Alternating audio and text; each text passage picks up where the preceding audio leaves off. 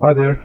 We have seen that many public sector interventions are long-lasting interventions. For example, highways, bridges, and other infrastructure-related projects. And even other projects that are social in nature can leave long-lasting effects in the form of intangible benefits or intangible costs. So for such projects, we have to estimate the overall value of the project, and that requires a little bit of certain treatment. There is a certain calculation that we do in that, and that is known as the calculation of horizon value. As we already know, horizon is something which is having no clearly defined end. This is why we are talking about such projects that don't have any clearly defined end, and it becomes slightly difficult to estimate the net benefits for the remaining life of it, which is not completely defined. And let's see that how we can cope with this situation. Whenever we have a project and we have engineering and administrative perspectives of it, especially when it is from infrastructure related environment, then its evaluation is complete for its visible benefits and costs, but the benefits and maybe some costs, they may continue to flow over a long period of time in the future, no matter we have targeted those benefits or not. For example, if we consider the example of the roads in the England, and that are basically built by Romans, and they were built 18 centuries ago, so still they are there, and the benefits that are accruing from those roads, they were not considered to this extent by the Romans, but still the benefits, they are there. We talk about the Great Wall of China. It was actually designed to stop the visitors from other countries that were not welcomed by the Chinese. But these are still there, those that long Great Wall of China. So the tourism benefits, they are accruing. People come to see the Great Wall of China and benefit from the environment that it creates. This is another example of an intervention which has a very long lasting effect. Apart from the infrastructure related interventions, other kinds of interventions are also there. For example, for human capital investment programs, what we see is that we do training programs and health programs. For example, preschool training programs are done, and when they are conducted, the benefits, they accrue to the participants throughout their lives, and years after they are completed, that is the project, some benefits may even accrue to their children. So it can be transferred to the next generation, the lessons that they have learned, the skills that they have developed, or the health benefits that they have gained from the health programs. So in the human capital investment programs, the same kind of situation occurs, that the benefits, they can accrue for a long period of time. And we should try to include them in our cost benefit analysis. Otherwise, we will be omitting quite a bit of benefits. It becomes difficult, however, because the benefits and the cost in such a long time in the future, they are difficult to estimate.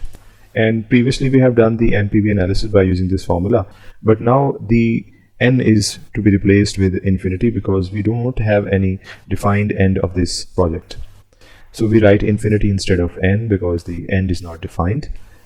And the discount net benefits, or the benefits of the cost over the first k years, can be calculated, and this is the discounting horizon. What we are trying to do is to break this time horizon into two parts, where we can discount the net benefits, but afterwards there has to be the remaining net benefits which are not clearly defined or which are slightly difficult to estimate. So we put those benefits in the second term. There we are, the second term, and we can calculate the value of that second term by considering any formula or any method that is explained below. We will come to those methods right after some time, but let us try to focus on this formula first. This formula is based upon the NPV calculation, and we can see the time span is there starting from now, that is 0, and going up to a certain time, which is a visible discounting horizon, that we can estimate the benefits and the cost, because it's easy to calculate the benefits and the cost for a certain time period where we can do the estimations easily. Then we have the remaining time, which is after that measurable span of time, and that value, when we accumulate it, it becomes the present value of the horizon value, which happens after the k number of time periods. Now let's take an example here. We have the present value calculation where we have a highway, and 20 years is usually considered to be that time period in which no major repair is required for a highway. So afterwards, after the 20 years time span, there will be horizon value calculation. So let us consider that there is a certain discount rate, which is 3.5% in this example, and the present value is also there, which is $50.3 million. So now we will put these values. We already know that the net benefits, when discounted at 3.5%, will give us this value for that span of time where no major repair is required, which is 20 years. So this is considered to be near future, maybe not for us, but for a highway. And it is also considered to be the useful life of a highway. And then the far future, the present value of the horizon value, this is already given, so we put it here, and the sum of this will give us the net present value. So we see that if we have such a long-lasting project, we need to divide this term into two parts. One is a more fathomable future, and the other is the far future. Now we have attempt of bringing the predictability in these benefits and the cost, that is the net benefits. And for that, what we can do, considering the nature of the project, we can assume that the net benefits are constant over the time, or they are growing over time, or they are declining over time. So we can judge this with the help of the nature of the project that we are considering. The intangible benefits, they usually do not decline, but the tangible benefits, they tend to decline. And what is useful life? It is basically the ability to specify and estimate the reasonably confidently the benefits and the cost in each of these years. So we have the ability to specify and estimate confidently and reasonably the benefits and the costs during those years. After the useful life, it becomes difficult to specify and estimate those net benefits. So it is usually in the near future. And afterwards, for the remaining time, the subsequent effects, they are measured in the far future, and they are reduced to a single number, as we saw, that is known as the horizon value. When using horizon values, the length of the discounting period is arbitrary, because as we change the horizon value, the time of the discounting period will also vary. If we increase the horizon value time span, then the discounting period will decline, and vice versa. In practice, it is usually determined by the nature of each project, as we already understood. That 20 years is a suitable discounting period for highways, because they do not require any major repairs till 20 years. But sometimes the discounting period ends when an intervention ends, and the remaining assets are liquidated. It's not necessary that the benefits, they continue to accrue. We can sell those remaining assets of the project, and a certain value can accrue to us, which is known as the liquidation value, and that liquidation or terminal value can be considered as the horizon value, because those machines or furniture or fixtures, they can be sold, and then they can become the horizon value, beyond which there is no physical use of those resources in our project. Somewhere else they may be used, but we have accrued some monetary value from them, and we are going to add them in our horizon value. Another caveat is that there are some short-lived projects, and they still have horizon values. For example, a library information project, if it is developed, and it can have a horizon value even though it lasted for 5 years, because library information project will continue to benefit the people by providing the information regarding the content and the books and the topics of the library. So this can be a long-lasting benefit, even though it was not designed for a long period of time, maybe for 5 or 3 years, but it continued to give the benefits. Another caveat is that some projects have negative horizon values. Yes, it can happen. Instead of having positive net benefits, we can have negative net benefits. And this happens when usually we have projects that require quite a bit of cleanup, or a process of gathering the equipment or the assets of the project. And if that cost is higher than the net benefits, or the benefits in this case, then the overall value of the net benefits will become negative, making the horizon value negative. A few examples of this can be the word expo or word exposition. The next one is coming in 2025. And then we also have the Olympic Games. They also require quite a bit of cleaning up, and the acids they are there, all of those things, if they are to be cleaned up, they might require a lot of cost, and the horizon value might turn negative. When it comes to highly sophisticated scientific projects like nuclear power plant, and its wrapping up can also require quite a bit of cost, because it's a very dangerous thing, and it can be an expensive project to wrap up, and hence the horizon value might become negative. Now we talk about a few methods that can be used to find out the horizon value, and here we are. There are 5 methods that we'll talk about. None of them is perfect. Definitely they can be applied in various situations as per the nature of the project. So let's talk about them one by one. One method is that we can use simple projections of the future to find out the horizon value. We can use the scrap values or liquidation value for finding the horizon value. We just saw its example. Or we can find the economic depreciation values, or we can find the initial construction cost, a certain ratio of it, to find the horizon value. And we can also reduce the horizon value down to 0 by increasing the discounting period. So let's consider them one by one. The first approach is to use simple projections, and we can use simple extrapolations as well.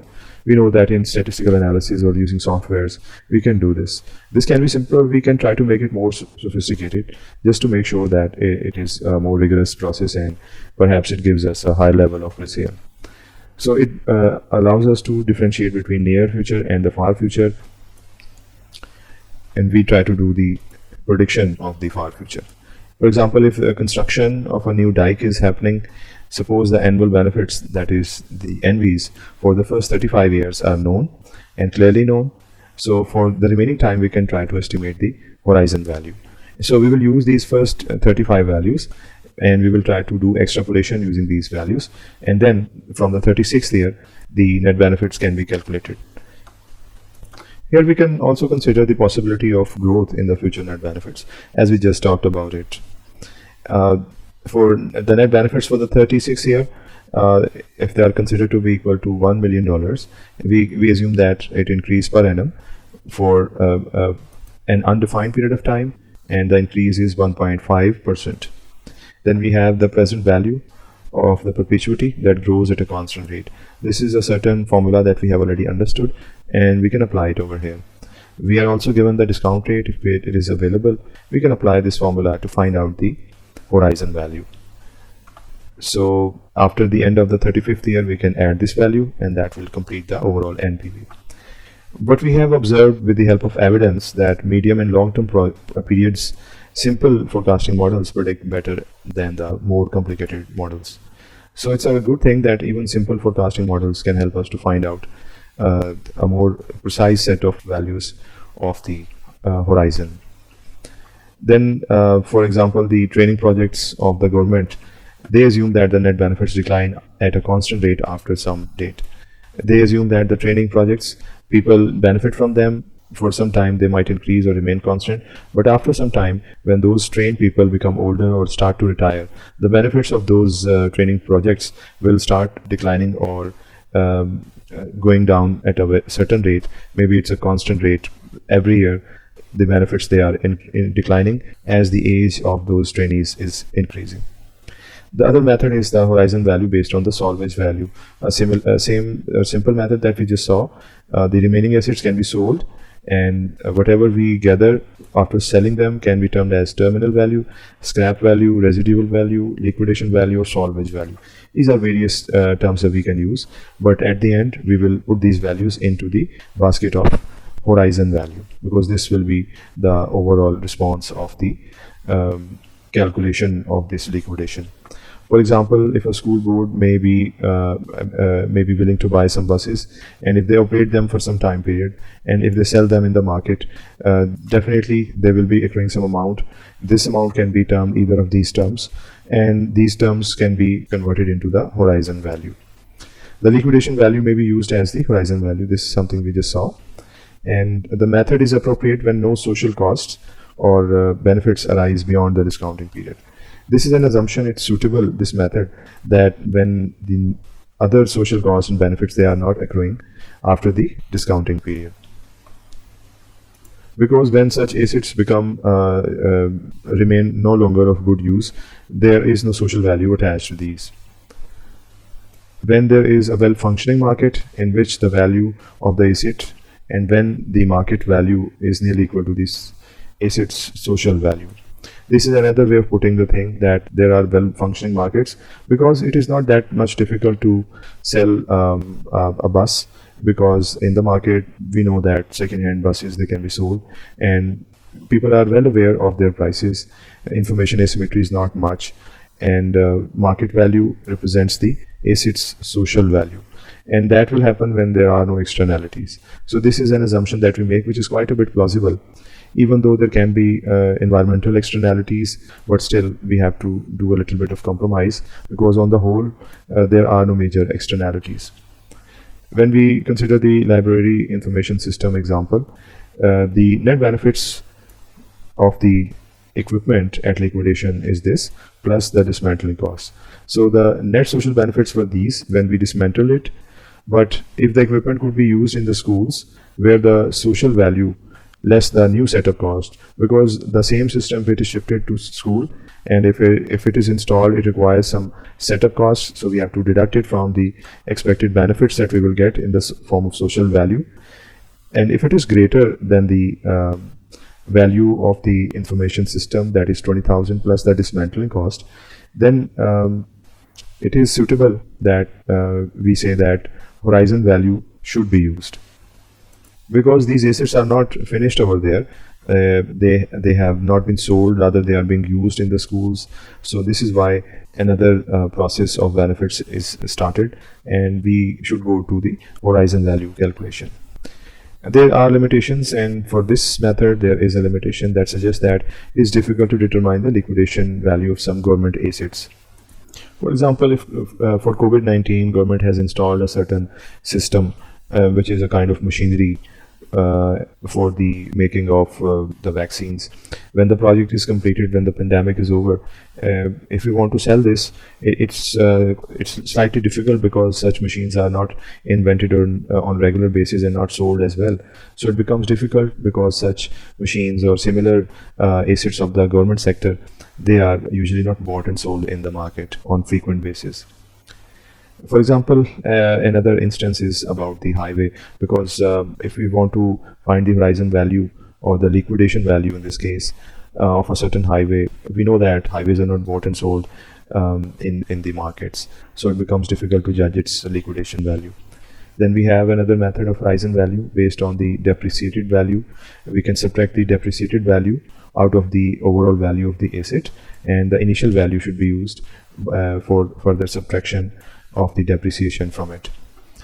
Depreciation is calculated based on empirical evidence of similar assets, because if we have a rough idea or some idea which is still acceptable, though it is slightly rough, we can still use it instead of reinventing the wheel and doing those calculations and estimations again.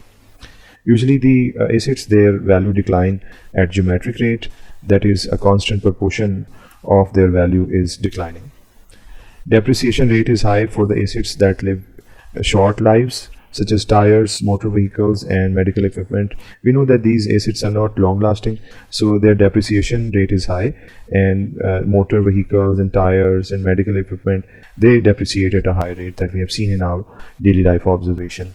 So shorter lives means higher depreciation value, and if the lives are longer, then the depreciation value will be lower. The examples would be steam turbines and warehouses, railroad structures, and water systems. We know that these systems last for decades and maybe more than decades, so their depreciation value is lower. Bar graph Frommini methodology is basically used by BEA, that is Bureau of Economic Analysis, for calculating the depreciation, and it's a good summary that can help us to choose some depreciation rate and service lives of many assets. Because we don't want to reinvent the wheel, we have some already done calculations that we can use. But definitely if we are talking about a developing country where the institutions and other factors are different, then we can make some adjustments in those depreciation rates or service lives of the assets. There can be upward or downward adjustments according to the situation. For example, if the asset is used heavily or if it is not maintained properly, the depreciation value will increase, and that will reduce the horizon value. So this is what happens. Lack of care will increase the depreciation rate, and finally it will decrease the horizon value. So the depreciation should reflect the anticipated future use of the asset. So it's not just physical or accounting depreciation, it is economic depreciation. Because in some cases, even though physically deterioration is not up to a high level, but still the social benefits, they are low. For example, if an aircraft is there and high depreciated value has taken place, and still if it is in the mothballs and people are not using it or nobody is flying it, then the social benefits of such asset will be very low, even though the physical deterioration is not that much low as the depreciation in this case is showing. So the depreciation is high because the social benefits are not there, because nobody is using that aircraft anymore. So there will be a very low horizon value of such asset, maybe nearly equal to zero. Then the fourth method, it is by using the initial construction cost. We can consider the initial construction cost because it actually shows that what was the cost of establishing that structure, and definitely a certain portion of that construction cost would be remaining at the end, and that can be used as the estimate of a horizon value. That would be a fraction of the initial cost. So it's an example of a highway, and the horizon value of the highway, we assume that it is 75% of the initial construction cost. So 75% is quite high, and that is justified because highway, though the deterioration happens, but still it is not lost, it remains there, and 75% of the initial construction cost is quite a bit of high value, but still it is not unrealistic. So this was the horizon value. So it shows that there is a high horizon value because of the nature of the asset, and that is the highway. And again, this high value of 75% is quite arbitrary, and because it has no relationship with the future net social benefits. We are considering the value from the past, and that is the initial construction cost. The future estimates of the net social benefits, they are not considered. So this is another thing to remember, that it is backward looking approach, not forward looking approach. This method is simple as we saw, but definitely it doesn't appeal as much because horizon value occurs in the future, and we are overlooking the value of the future net social benefits. Then we have the horizon value fifth method, the final method, value equal to zero. We try to push the discounting period as far as possible in the future, so that the remaining time, that is the horizon value time period, reduces approximately to zero. So this is another way, and it's quite precise because we are trying to evaluate the benefits and the costs as much as we can, and we are trying to push it as much as possible in the future. So the remaining subsequent benefits and the costs, they can be overlooked because we have incorporated most of the benefits and the costs. So there will be a long discounting period in this case. This is the formula of discounting NPV, and this is what we try to do in this method. We try to push this time period and reduce this time period, so it might become equal to zero. It is suitable for private sector decision making because they do not consider the social net benefits of the masses. They consider the private costs and the benefits, which means that they will be happy with these benefits and the costs that are more visible to them, and the long lasting or post project benefits and the costs, they are not concerned about those positive externalities or negative externalities. The social impacts of government projects may, however, last for many years. You know that for public sector interventions, the social benefits are considered, and hence the calculation is there for a long period of time. A point of attention is that we may incorrectly omit the important costs and benefits if we consider a short time for discounting. Definitely this risk is there because there can be significant benefits and costs in the future. So we should try to use this method with care, otherwise we may omit some useful benefits and the costs. Now let's sum up these methods and see their suitability. There are two major things, the discounting period and the remaining time period for which the horizon value is calculated, and it is definitely after the discounting period. So we can say that the discounting period, that is K, and the horizon value, they are interconnected. If we increase the discounting period to a very high level, the horizon value will reduce to 0. In the other methods that we used, useful life was used, and that was quite a bit of a sensible idea, because pushing the discounting period forcefully to many years in the future where the project is not useful fully, then definitely there will be quite a bit of approximation. But still, we can check the results by calculating the horizon value by using alternative methods, so that we could verify that which one of those methods is working well and is more suitable and realistic. But due to the uncertainty in the actual magnitude of horizon value, sensitivity analysis can be conducted as well by selecting the alternative horizon values and seeing that how it affects these findings. So sensitivity analysis is another way, and we can experiment with different methods and different values in the different methods. That is, how much of the discounting period should we set, that is 35 years or 45 years or 50 years. So you see, within one method we can experiment with different values. So there is quite a bit of exercise that we can do with the sensitivity analysis to find out the most suitable method and the most suitable value of the discounting period. Further consideration, we can do an analysis by using the time declining discount rates. We have already done this method, and it can be applied here because that will be a more realistic usage of the discount rates. Otherwise, constant discount rates will erode the value drastically in the future. So we can also use the time declining discount rates to find out a more precise net present value, which has two parts, that is the NPV and the horizon value. So this was about the horizon value, and these were the different methods that we understood: by putting horizon value equal to 0, by making it a portion of the initial construction cost, and by considering a certain level of depreciation and economic depreciation value, and also by using the liquidation or the salvage value or the terminal value, or simply by using simple projections to find out the horizon value. This was a set of examples, some points of caution, and an example, a numerical one. This was the formula of representation of horizon value, and this was based upon the basic formula of NPV. These were a few examples from history that show the presence of long-lived projects that require the calculation of the horizon values. This is how the horizon value is found for long-lived projects. Thank you.